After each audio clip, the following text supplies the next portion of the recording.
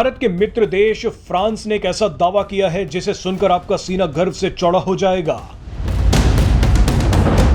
France का दावा अगर सही है तो भारत पूरी दुनिया में तहलका मचा देगा।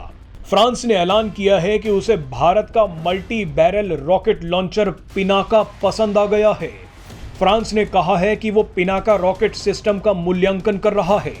सब कुछ ठीक रहा तो फ्रांस भारत का पिनाका रॉकेट लॉन्चर सिस्टम खरीद सकता है। यह खबर इतनी बड़ी है कि देश विदेश सब जगह इसकी चर्चा हो रही है। अगर ये डील हो गई तो फ्रांस संयुक्त राष्ट्र सुरक्षा परिषद का वो पहला परमानेंट मेंबर होगा जो पूरी तरह से भारत में बने खतरनाक हथियार को खरीदेगा। आपको बता दें कि पिनाका रॉकेट सिस्टम पूरी तरह से स्वदेशी है। ये शुरुआत से लेकर अंत तक भारत में ही बना है। ऐसे में फ्रांस वो पहला ताकतवर विकसित देश हो सकता है जिसके हाथों में पिनाका रॉकेट सिस्टम होगा।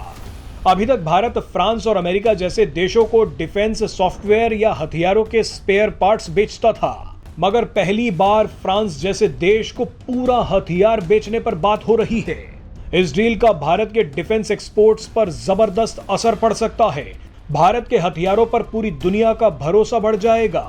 अगर फ्रांस ने पिनाका सिस्टम खरीद लिया तो ये भारत के स्वदेशी हथियारों का सबसे बड़ा प्रचार होगा। भारत के डिफेंस एक्सपोर्ट्स लगातार बढ़ रहे हैं, लेकिन फ्रांस की डील स्वदेशी हथियारों के एक्सपोर्ट में उछाल ला सकती है। भारत पहले ही अर्मीनिया को पिनाका रॉकेट सिस्टम दे चुका है। भारत ने फिलीपींस को ब्रह्मोस मिसाइल भी दी है।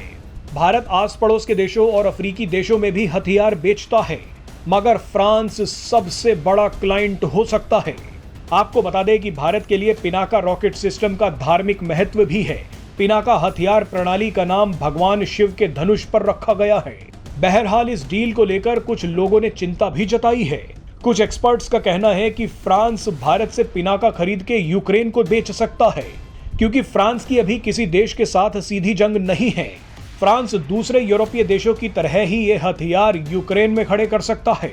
वैसे तो कुछ एक्सपर्ट्स का यह भी कहना है कि भारत पूरी शर्त के साथ ही पिनाका रॉकेट सिस्टम फ्रांस को देगा, मगर फ्रांस ने शर्त तोड़ भी दी तो भारत कुछ नहीं कर पाएगा।